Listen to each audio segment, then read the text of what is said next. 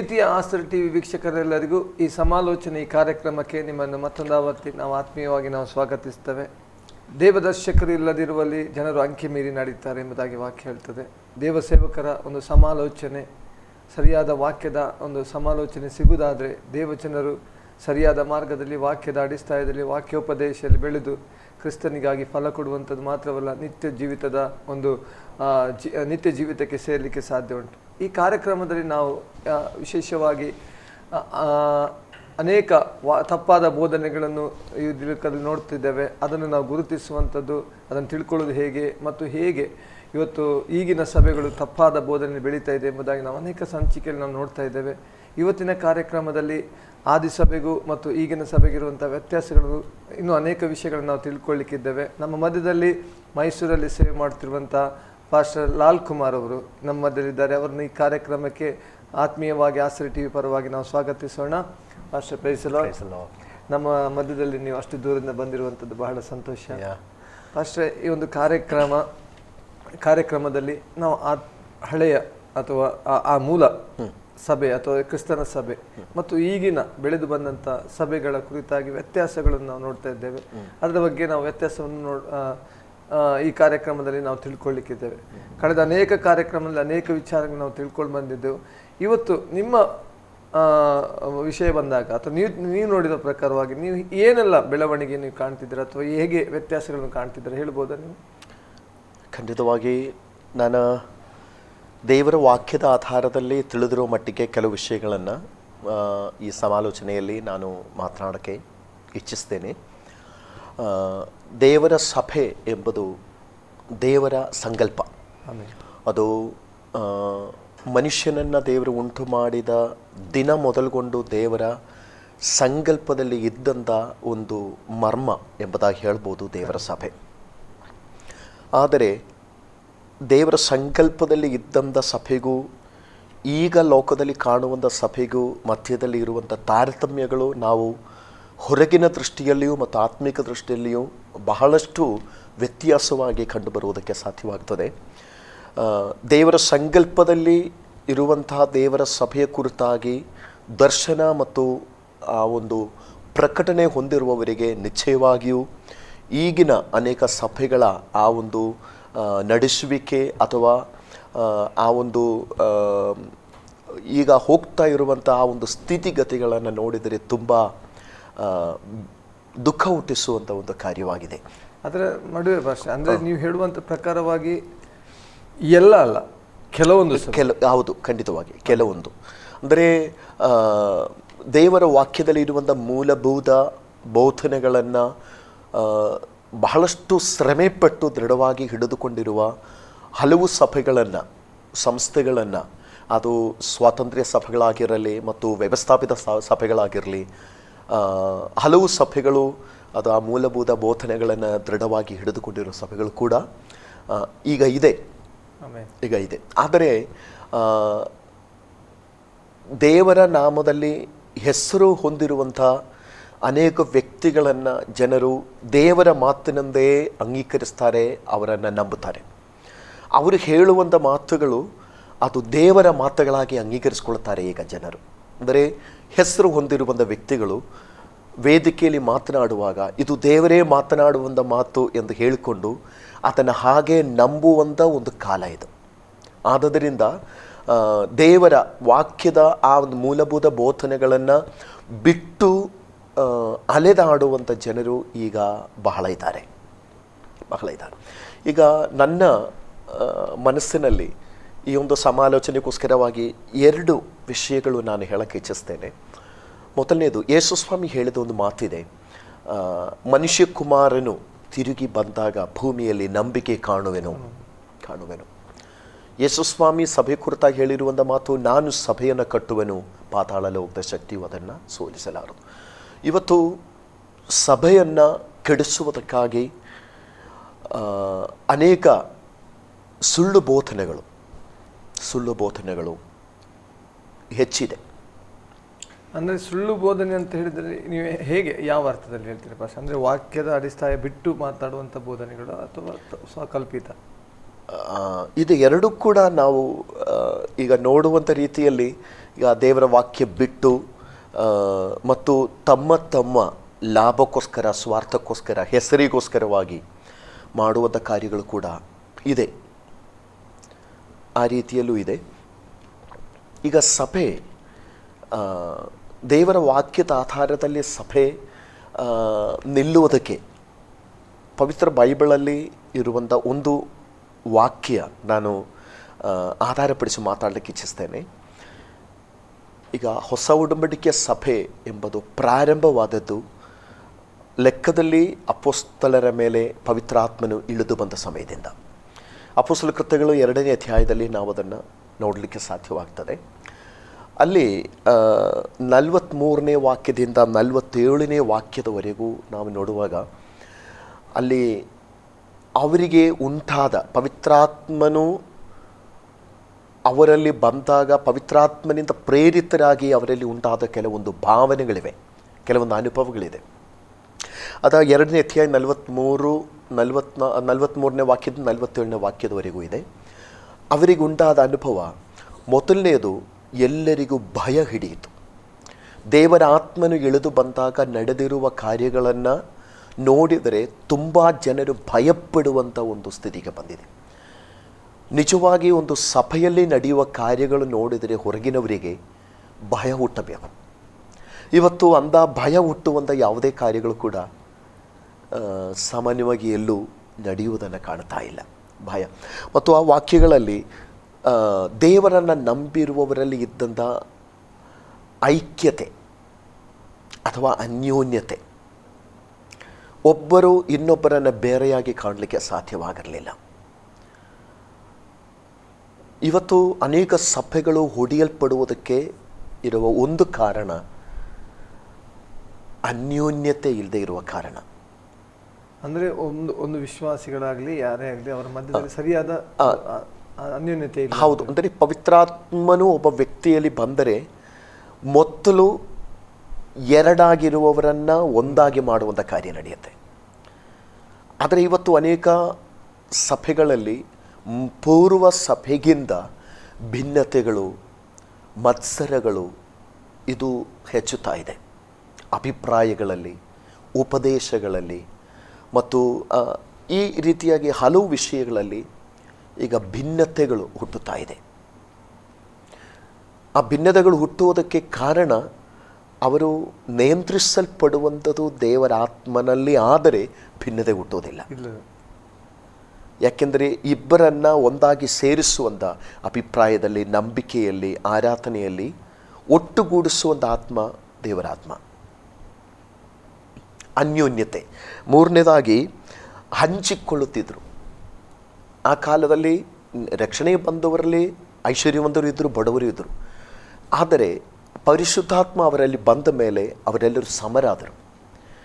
ಜಾಸ್ತಿ ಇದ್ದವನು ಬಡವನಾದವನಿಗೆ ಕೊಟ್ಟು ತಾನಿರುವಂಥ ಹಂತಕ್ಕೆ, ಲೆವೆಲಿಗೆ ಬಡವರನ್ನು ತಂದಿದ್ದಾರೆ.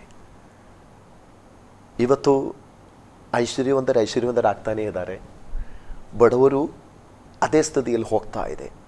ಇಲ್ಲಿ ಪರಿಶುದ್ಧಾತ್ಮ ನಡೆಸುವಂಥ ಸಭೆಯಲ್ಲಿ ಈ ಒಂದು ವ್ಯತ್ಯಾಸ ಇರುವುದಿಲ್ಲ. ಅದು ಮೊದಲನೇ ಸಭೆಯಲ್ಲಿ ಇದ್ದಂಥ ಒಂದು.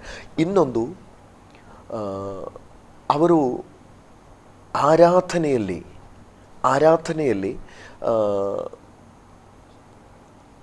ಏನಂದರೆ ತುಂಬ ಒಬ್ಬರನ್ನೊಬ್ಬರು ಅರ್ಥ ಮಾಡಿಕೊಳ್ಳುವಂಥ ರೀತಿಯಲ್ಲಿದ್ದರು ಆರಾಧನೆಯಲ್ಲಿ.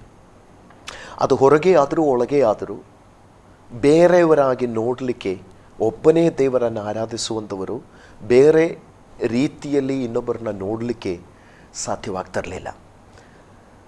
ಈ ಒಂದು ವಿಚಾರಗಳನ್ನೆಲ್ಲ ನೋಡಿದರೆ ಈಗಿನ ಕಾಲದಲ್ಲಿ ಆ ಒಂದು ಮಟ್ಟದಿಂದ ತುಂಬ ಕೆಳಗೆ ಬಂದಿರುವಂಥ ಸ್ಥಿತಿಯಲ್ಲಿ ಸಭೆಗಳನ್ನು ನೋಡಲಿಕ್ಕೆ ಸಾಧ್ಯವಾಗ್ತದೆ. ಅಂದರೆ ಅವರು ಅನ್ಯೋನ್ಯತೆಯಲ್ಲಿ ಸಹ ಬಹಳಷ್ಟು ಕಾರಣಗಳಲ್ಲಿ ಬಿದ್ದು ಹೋಗಿದ್ದಾರೆ. ಇವನು ತಮಗಿರುವುದು ತಮ್ಮದೇ ಹೆಚ್ಚಿಸಿಕೊಳ್ಳಿಕ್ಕೆ ನೋಡುವಂಥದ್ದು ಅಲ್ವಾ. ಆದರೆ ದೇವರ ಆತ್ಮನು ಅದಕ್ಕೆ ಪ್ರೇರೇಪಿಸಲ ಎಲ್ಲರನ್ನು ಒಂದೇ ರೀತಿಯಲ್ಲಿ ಆದಿ ಸಭೆಯಲ್ಲಿ ತಮಗಿರುವಂಥದ್ದನ್ನೆಲ್ಲ ಅವರು ಹಂಚಿಕೊಂಡು ಅಲ್ವಾ. ಅದೇ ರೊಟ್ಟಿ ಮುರಿಯುವಂಥದ್ದು ಅದು ಒಂದು ಅನ್ಯೋನ್ಯತೆ. ಅದೇ ಅಂದರೆ ನಾವೆಲ್ಲ ಒಂದೇ ಅದೇ ನಾವು ಸಾಮಾನ್ಯ ಇನ್ನು ಯಾವ ಜಾತಿ ಆಗಲಿ, ಯಾವ ಕುಲ ಆಗಲಿ, ಯಾವ ಬಣ್ಣ ಆಗಲಿ, ಯಾವ ಭಾಷೆ ಆಗಲಿ, ಎಲ್ಲರೂ ಒಂದೇ ಎಂಬುದಾಗಿ ಆ ಒಂದು ರೀತಿಯಲ್ಲಿ ಕಾಣುವಂಥದ್ದು ಅದು ಪವಿತ್ರಾತ್ಮನಿಂದ ಮಾತ್ರ ಸಾಧ್ಯ, ಪರಿಶುದ್ಧಾತ್ಮನಿಂದ ಮಾತ್ರ ಸಾಧ್ಯ. ಇವತ್ತು ಜನರು ಸಭೆಗಳನ್ನು ಆಳುವಂಥದ್ದು, ನಡೆಸುವಂಥದ್ದು ಅದು ಪವಿತ್ರಾತ್ಮನಿಂದ ಆದರೆ ಖಂಡಿತವಾಗಿ ಈ ರೀತಿಯ ಒಂದು ಅನ್ಯೋನ್ಯತೆಗೆ, ಈ ಒಂದು ಐಕ್ಯತೆಗೆ, ಈ ಒಂದು ಪ್ರೀತಿಗೆ, ಹಂಚಿಕೊಳ್ಳುವಂಥ ಆ ಒಂದು ಅನುಭವಕ್ಕೆ ಬರಲಿಕ್ಕೆ ಸಾಧ್ಯವಾಗ್ತದೆ. ಅದು ಪರಿಶುದ್ಧಾತ್ಮ ತಾನೇ ಮಾಡಲಿಕ್ಕೆ ಆಗುವಂಥ ಕಾರ್ಯ. ನಾವು ವಿಧೇಯರಾದರೆ ಖಂಡಿತವಾಗಿ ಆ ಒಂದು ಅನುಭವಕ್ಕೆ ಬರಲಿಕ್ಕೆ ಸಾಧ್ಯವಾಗ್ತದೆ. ಅಪೊಸ್ತಲನಾದ ಪೌಲನು ತಿಮೊಥೆಯನಿಗೆ ಪತ್ರಿಕೆ ಬರೆಯುವಾಗ ಕಡೆಯ ಕಾಲದಲ್ಲಿ ಜನರು ಹೇಗೆ ಇರುತ್ತಾರೆ ಎಂಬ ವಿಷಯದಲ್ಲಿ ಒಂದು ದರ್ಶನ ಕೊಡ್ತಾನೆ. ಅದು ತಿಮೊಥೆಯನ 2ನೇ ಪತ್ರಿಕೆ 3ನೇ ಅಧ್ಯಾಯ 1-5 ವಾಕ್ಯಗಳು ನೋಡುವಾಗ, ಕಡೆಯ ಕಾಲದಲ್ಲಿ ಜನರು 2 ತಿಮೊಥೆ 3ನೇ ಅಧ್ಯಾಯ 1-5 ವಾಕ್ಯಗಳು. ಆದರೆ ಕಡೆಯ ದಿವಸಗಳಲ್ಲಿ ಕಠಿಣ ಕಾಲಗಳು ಎಂಬುದನ್ನು ತಿಳಿದುಕೋ, ಮನುಷ್ಯರು ಸ್ವಾರ್ಥ ಚಿಂತಕರು. ಅನ್ಯೋನ್ಯತೆ ಬಿಟ್ಟು ಹೋಗ್ತಾ ಇದೆ, ಸ್ವಾರ್ಥ ಚಿಂತ. ಈಗ ನಾನು ಅವನಿಗಿಂತ ದೊಡ್ಡವನಾಗಬೇಕು, ಅದು ಏನೇ ಆಗಲಿ. ಈಗ ಸೇವಕರಲ್ಲಿಯೂ ಕೂಡ, ನಾನೊಬ್ಬ ಸೇವಕ, ಪಾಸ್ಟರ್ ಕೂಡ ಆ ಒಂದು ಹಂತದಲ್ಲಿದ್ದೀರಾ. ಸೇವಕರುಗಳಲ್ಲಿಯೂ ಕೂಡ ನಾನು ದೊಡ್ಡವನಾಗಬೇಕು, ಇನ್ನೊಬ್ಬರಿಗಿಂತ ದೊಡ್ಡವನಾಗಬೇಕು, ಅದು ಸ್ವಾರ್ಥ. ಅದು ಈಗ ಹೆಚ್ಚುತ್ತಾ ಇದೆ.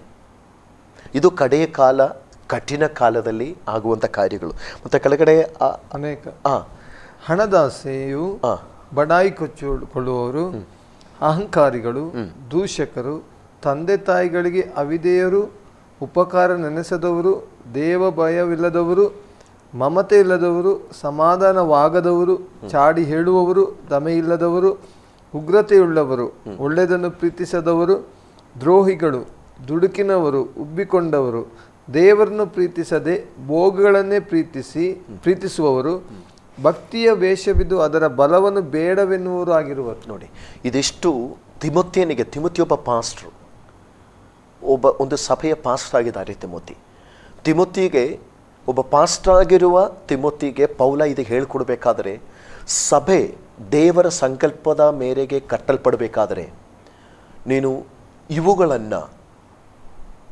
ನಿಯಂತ್ರಿಸಬೇಕು. ಏಕೆಂದರೆ ಕಡೆ ಕಾಲ, ಅದು ಕಠಿಣ ಕಾಲ. ಮನುಷ್ಯರು ಹೀಗಾಗ್ತಾರೆ, ಸ್ವಾರ್ಥ ಚಿಂತಕರಾಗ್ತಾರೆ, ಮತ್ತು ಬಿಡಾಯಿ ಕೊಚ್ಚುವರಾಗ್ತಾರೆ, ದೂಷಕರಾಗ್ತಾರೆ, ತಂದೆ ತಾಯರಿಗೆ ಗೌರವಿಸದೆ ಅವರಿಗೆ ಅವಿಧೇಯರಾಗುವಂಥವರು. ತುಂಬ ವಿಷಯಗಳಲ್ಲಿ ಬರೆದಿದೆ. ದ್ರವ್ಯಾಸೆ, ಈಗ ಇನ್ನೂ ಒಬ್ಬರಿಗಿಂತ ನಾನು ದೊಡ್ಡವನಾಗಬೇಕು ಎನ್ನುವ ಆಸೆ, ಇಂಥ ವಿಷಯಗಳಲ್ಲಿ ಹುಟ್ಟುತ್ತೆ. ಈ ರೀತಿಯಲ್ಲಿ ಇರುವಂಥ ಜನರಿಂದ ಸಭೆಗಳು ತುಂಬಲ್ಪಟ್ಟರೆ ಅದೊಂದು ಮಾದರಿಯ ಸಭೆ ಎಂದು ಹೇಳೋಕ್ಕೆ ಸಾಧ್ಯ ಇಲ್ಲ. ದ್ರವ್ಯಾಸೆಗೋಸ್ಕರವಾಗಿ ವಿಶ್ವಾಸಿಗಳು ಮತ್ತು ಸೇವಕರುಗಳು ದ್ರವ್ಯಾಸೆ ಮತ್ತು ನನ್ನ ಹೆಸರು ಬರಬೇಕು, ನಾನು ದೊಡ್ಡವನಾಗಬೇಕು, ಈ ಒಂದು ರೀತಿಯ ಅನುಭವಗಳಿಗೆ ಜನ ಇಳಿದರೆ ಖಂಡಿತವಾಗಿ ಸಭೆ ಮಲಿನವಾಗ್ತದೆ. ದೇವರ ಸಂಕಲ್ಪದ ಮೇಲೆ ನನ್ನ ಸಭೆ ಅದು ಹೀಗಿರಬೇಕು ಎನ್ನುವ ಆ ದೇವರ ಸಂಕಲ್ಪ ಒಂದು ಕಡೆ ಇರುತ್ತೆ, ಆದರೆ ಸಭೆ ಇನ್ನೊಂದು ಹಂತದಲ್ಲಿ ಹೋಗ್ತದೆ. ನೀವು ಹೇಳುವ ಅಂದರೆ ದೇವರೊಂದು ತನ್ನ ಯೋಜನೆಯನ್ನು ಅನಾದಿಯಲ್ಲಿ ಸಂಕಲ್ಪ ಮಾಡಿ, ನೀವು ಹೇಳಿದ್ರೆ ಆ ಸಂಕಲ್ಪ ದೇವರು ಇದರ ಮೂಲಕ ನಮಗೆ ತಿಳಿಸಿದ್ದಾರೆ, ಯೇಸು ಕ್ರಿಸ್ತನ ಮೂಲಕವಾಗಿ, ಪವಿತ್ರಾತ್ಮನ ಮೂಲಕವಾಗಿ. ಆದರೆ ಎಲ್ಲಿಯೋ ಕೆಲವೊಂದು ಜನರು ಇಂಥ ನೀವು ಹೇಳಿದಾಗೆ ಅನೇಕ ಸ್ವಾರ್ಥತೆ, ಅನೇಕ ಆಸೆಗಳು ಅಥವಾ ದುರಾಸೆಗಳು ಇದೆಲ್ಲ ಬಂದರಿಂದ ದೇವರ ಸಂಕಲ್ಪ ಸೈಡಿಗೆ ಹೋಗ್ತಾ ಇದೆ. ಆ ಮನುಷ್ಯನ ಸಂಕಲ್ಪ ಇರ್ಬೋದು ಅಥವಾ ಮನುಷ್ಯನ ಚಿತ್ತ ಇರ್ಬೋದು, ಅದರಲ್ಲಿ ಬೆಳೀತಿದೆ. ದೇವರ ಸಂಕಲ್ಪ ಪೂರೈಸ್ತಾ ಇಲ್ಲ. ಹೌದು ಅಲ್ವಾ ಫಸ್ಟ್ ನಾನೊಂದು ಅಭಿಪ್ರಾಯ ಹೇಳುವುದೇನೆಂದರೆ, ಈಗ ಪವಿತ್ರ ಬೈಬಲಲ್ಲಿ ನಾವು ನೋಡಿದರೆ, ಈಗ ನಾನು ಮೊದಲೊಂದು ಮಾತು ಹೇಳಿದ್ದೀನಿ, ಮನುಷ್ಯ ಕುಮಾರನು ಬರುವಲ್ಲಿ ಭೂಮಿಯಲ್ಲಿ ನಂಬಿಕೆ ಕಾಣುವೆನು. ಏಕೆಂದರೆ ಪ್ರತಿಯೊಂದಕ್ಕೂ ನಂಬಿಕೆ ಆಧಾರ. ನಂಬಿಕೆ ಆಧಾರವಿಲ್ಲದೆ ಇರುವಂಥದ್ದು ಯಾವುದು ದೈವಿಕ ಅಲ್ಲ. ಮೊನ್ನೆ ಕೂಡ ದೇವರು ನನಗೆ ಕಲಿಸ್ಕೊಟ್ಟಂಥ ವಿಷಯ, ನಂಬಿಕೆ ಎನ್ನುವ ಪದನೇ ದೇವರಿಂದ ಹುಟ್ಟಿತು. ದೇವರಿಂದ ಹುಟ್ಟಿದ್ದು. ಅಬ್ರಹಾಮನ ಮೊದಲುಗೊಂಡು ಇತ್ತುವರೆಗೂ ದೇವರನ್ನು ನಂಬುವ ಒಬ್ಬ ವ್ಯಕ್ತಿ ಆಗಲಿ, ಒಂದು ಕುಟುಂಬ ಆಗಲಿ, ಒಂದು ಸೇವೆಯಾಗಲಿ, ಒಂದು ಸಭೆಯಾಗಲಿ, ಅಥವಾ ನಂಬಿಕೆಗೆ ಆಧಾರಗೊಂಡಿರಬೇಕೆನ್ನೋದು ದೇವರ ಸಂಕಲ್ಪ. ನಂಬಿಕೆಗೆ ಆಧಾರಗೊಳ್ಳದೆ ಇರುವುದು ಯಾವುದು ದೈವಿಕ ಅಲ್ಲ. ಈಗ ಒಂದು ಕಾಲದಲ್ಲಿ, ಈಗ ನಾವು ಪೂರ್ವಿಕರೆಂದು ಹೇಳುವುದಾದರೆ ಆದಿಮ ಅಪೊಸ್ತಲರ ಕಾಲದಿಂದ ಮೊದಲುಗೊಂಡು ಇಲ್ಲಿಯ ತನಕ ನಾವು ನೋಡಿದರೆ ಸೇವೆಗಾಗಿ ಮತ್ತು ನಂಬಿಕೆಗಾಗಿ ತುಂಬ ಕಷ್ಟಗಳನ್ನು, ತುಂಬ ನೋವುಗಳನ್ನು ಅನುಭವಿಸಿದ ಒಂದು ದೊಡ್ಡ ಜನಾಂಗ ನಮ್ಮ ಹಿಂದೆ ಇದೆ, ನಮ್ಮ ಪೂರ್ವಿಕರು. ಅವರಿಗೆ ಒಂದು ಸಮೃದ್ಧಿ ಇರಲಿಲ್ಲ, ಇಕ್ಕಟ್ಟುಗಳಲ್ಲಿ ಇದ್ದರು ಅವರು. ಆ ಇಕ್ಕಟ್ಟಿನಲ್ಲಿ ಇರುವಂಥವರು ಅಪೇಕ್ಷಿಸಿದು ಹೇಗಾದರೂ ದೇವರನ್ನು ಮೆಚ್ಚಿಸಬೇಕೆಂಬುದೇ. ಆದರೆ ಈಗ ಮನುಷ್ಯ ತನ್ನನ್ನು ಈ ಒಂದು ಮಾರ್ಗದ ಮೂಲಕವಾಗಿ ಆದಾಯ ಮಾಡಿಕೊಳ್ಳುವಂಥ, ಲಾಭ ಪಡೆದುಕೊಳ್ಳುವಂಥ ಆ ಒಂದು ಸ್ವಾರ್ಥ ಮನೋಭಾವಕ್ಕೆ ಬಂದಿದೆ. ಒಂದು ಕಾಲದಲ್ಲಿ ನಮ್ಮ ತಂದೆ ತಾಯರು ಪಟ್ಟ ದುಃಖ ಇಕ್ಕಟ್ಟಿನ ನಿಮಿತ್ತ ಈ ಕಾಲದಲ್ಲಿ ದೇವರು ನಮ್ಮನ್ನು ಸಮೃದ್ಧಿಗೆ ತಂದಿದ್ದಾನೆ. ಈಗ ತುಂಬ ಕಡೆಗಳಲ್ಲಿ ಕೇಳುವಂಥ ಒಂದು ವಿಚಾರ, ಸಂದೇಶಕರು ಹೇಳ್ತಾರೆ, ಯೇಸುವನ್ನು ಕಂಡ್ರೆ ಮತ್ತೆ ಬಡತನ ಇರಲ್ಲ. ಆದರೆ ಅದು ವಾಕ್ಯಕ್ಕೆ ವಿರೋಧ. ವಾಕ್ಯಕ್ಕೆ ವಿರೋಧ. ಹಾಗೆ ಬರುವಾಗ ನಂಬಿಕೆಯ ಸ್ಥಾನ ಕಡಿಮೆ ಆಗ್ತಾ ಬರುತ್ತೆ.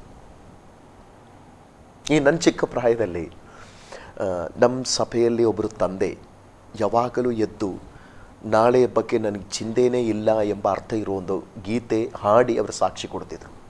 ಆವಾಗ ನಾವು ಚಿಕ್ಕ ಮಕ್ಕಳು ಮುಂದೆ ಕೂತ್ಕೊಂಡು ನಾವು ತಮಾಷೆಯಾಗಿ ಹೇಳ್ತಾ ಇದ್ದದ್ದು, ತಂದೆಯವರಿಗೆ ನಾಳೆ ಬಗ್ಗೆ ಚಿಂತೆಯ ಅವಶ್ಯನೇ ಇಲ್ಲ, ಯಾಕೆಂದರೆ ಕಣಜದಲ್ಲಿ ಪೂರ್ತಿ ತುಂಬಿಸಿ ಇಟ್ಟಿದ್ದಾರೆ. ಅವರಿಗೆ ನಾಳೆ ಅಲ್ಲ, ಇನ್ನು ಮುಂದಿನ ವರ್ಷದ ಬಗ್ಗೆ ಚಿಂತನೆ ಮಾಡುವ ವಿಷಯ ಇಲ್ಲ. ಫಸ್ಟ್ ನಿಜವಾಗಿ ಇವತ್ತು ನಂಬಿಕೆ ಕಡಿಮೆ ಆಗೋದಕ್ಕೆ ಕಾರಣ ಸಮೃದ್ಧಿ. ನನ್ನ ಒಂದು ಅನುಭವ ಹೇಳ್ತೀನಿ. ಫಸ್ಟ್ ನಾನು ನನ್ನ ಹೆಂಡತಿಯ ಜೊತೆಯಲ್ಲಿ ಹಂಚ್ಕೊಂಡಿರುವಂಥ ವಿಷಯ, ಈಗ ಮಕ್ಕಳಿಗೆ ಹೇಳಿಕೊಳ್ಳುವಂಥ ರೀತಿಯಲ್ಲಿ ಒಂದು ಐಶ್ವರ್ಯ ಗಂಟು ಮಾಡಿ ಇಡೋಕ್ಕೆ ಒಂದು ವೇಳೆ ನಮ್ಮಿಂದ ಆಗದೆ ಹೋದರು, ಮಕ್ಕಳು ನಾಳೆ ದಿನ ಹೇಳಬೇಕು, ಲಯವಾಗದಂಥ, ಯಾರೂ ನಮ್ಮಿಂದ ಕದಿಯದಾಗದಂಥ ಒಂದು ಸೊತ್ತು ನಮ್ಮ ಅಪ್ಪ ಅಮ್ಮ ನಮಗೆ ಕೊಟ್ಟಿದ್ದಾರೆ, ಇದು ನಮ್ಮ ಮಕ್ಕಳು ನಾಳೆ ನೆನೆಸ್ಕೋಬೇಕು. ಆವಾಗ ಅವಳು ಹೇಳಿದಳು, ಅದು ಏನು ರೀ? ನಾನು ಹೇಳಿದೆ, ಯಾವಾಗ ನಾವು ಮುಗಿತೀವಿ ನಮಗೆ ಗೊತ್ತಿಲ್ಲ, ಆದರೆ ನಮ್ಮ ಮಕ್ಕಳು ನಾಳೆ ದಿನ ನಂಬಿಕೆಯನ್ನು ದೃಢವಾಗಿ ಹಿಡ್ಕೋಬೇಕು. ನಾಳೆ ದಿನ ಪಾಸ್ಟರ್ ಲಾಲ್ ಕುಮಾರ್ ಇಲ್ಲದೆ ಹೋದರೂ ಅವರ ಮಕ್ಕಳು ತಂದೆ ತಾಯಿ ಹಿಡಿದಿರುವ ನಂಬಿಕೆಯಲ್ಲೇ ಇದ್ದಾರೆ ಎಂದು ಹೇಳಿಕೊಳ್ಳುವಂಥ ಹಂತದಲ್ಲಿರಬೇಕು. ಈಗ ಮಕ್ಕಳಿಗೆ ಯಾವ ಕೊರತೆ ಇಲ್ಲ, ಬಟ್ಟೆಗೆ ಕೊರತೆ ಇಲ್ಲ, ಆಹಾರಕ್ಕೆ ಕೊರತೆ ಇಲ್ಲ, ಹಣಕ್ಕೆ ಕೊರತೆ ಇಲ್ಲ. ಈಗ ಕೆಲವು ತಂದೆ ತಾಯಿರು ಮಕ್ಕಳ ಕೈಯಿಂದ ದುಡ್ಡು ತಗೊಳ್ತಾರೆ, ಆ ಹಂತಕ್ಕೆ ಬಂದಿದೆ.